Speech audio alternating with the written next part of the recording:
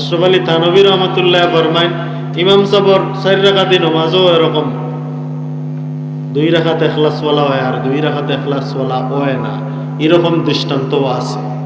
বলে কিভাবে?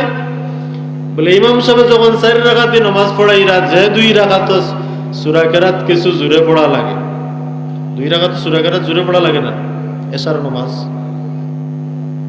বাদর যে 2 রাকাত আছে এই 2 রাকাত সূরা ফাতিহা আস্তে পড়া লাগে।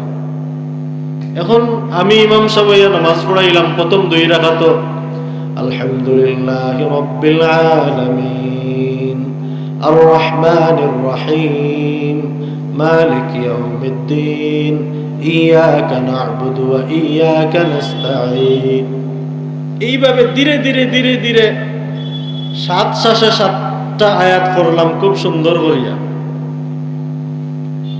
বাদর যে 2 রাকাত আছে এই 2 রাকাত কেরাত এটা জোরে পড়া লাগে না। এখন সূরা ফাতিহারে এক শ্বাসে এরকম আলহামদুলিল্লাহ থেকে শুরু করিয়া বলা দাল্লিন আমিন পর্যন্ত দ্রুত পড়িয়া রুকুত গেলাম।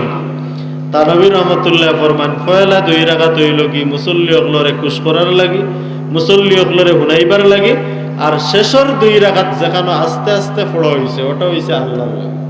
আল্লাহর লাগি যে 2 রাকাত পড়া হইছে দ্রুত সূরা ফাতিহা পড়া হইছে, মুসল্লির লাগি যেটা পড়া হইছে এটা ধীরে ধীরে আস্তে আস্তে পড়া হইছে।